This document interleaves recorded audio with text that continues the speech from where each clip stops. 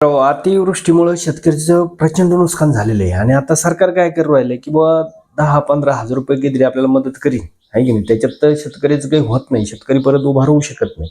पण ही जी मदत झाल्यानंतर काय करीन, विरोधी पक्षातले जेवढे काही आमदार लोक आहे की नाही, काही माजी मंत्री लोक आहे, हे परत काय करते आपल्याला शेतकऱ्याला दाखवायसाठी हे आवाज उठते, वरडते का बुवा एवढीच मदत केली, एवढे तुम्ही द्यायला पाहिजे होते.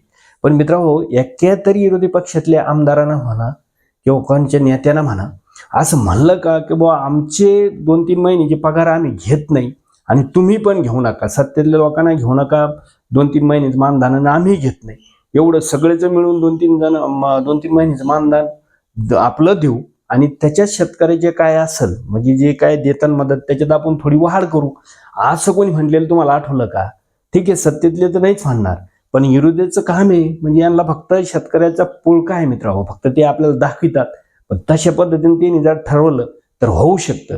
पण सगळ्यात आधी कोणाला करावं लागेल हे, तर विरोधात जे लोक आहे, विरोधी पक्ष नेते जे बसलेले, त्यांना आधी हे करावं लागेल की बुवा आम्ही आमचं जे मानधन आहे 3-3, 4-4 महिन्याचं काय ते देतोय, आहे की नाही, 2 महिनेच म्हणा, 3 महिनेच म्हणा, हे पहिलं यांना सांगा लागेल, तेव्हा सरकारच्याला हे होईल. पण हे काहीच नाही मित्रांनो, हे फक्त कधी वरडणार ज्यावेळेस शेतकऱ्याचे खात्यात पैसे पडले त्यावेळेस मग म्हणणार एवढं कमी दिलं, शेतकऱ्यात तोंडाला पानं पुसले.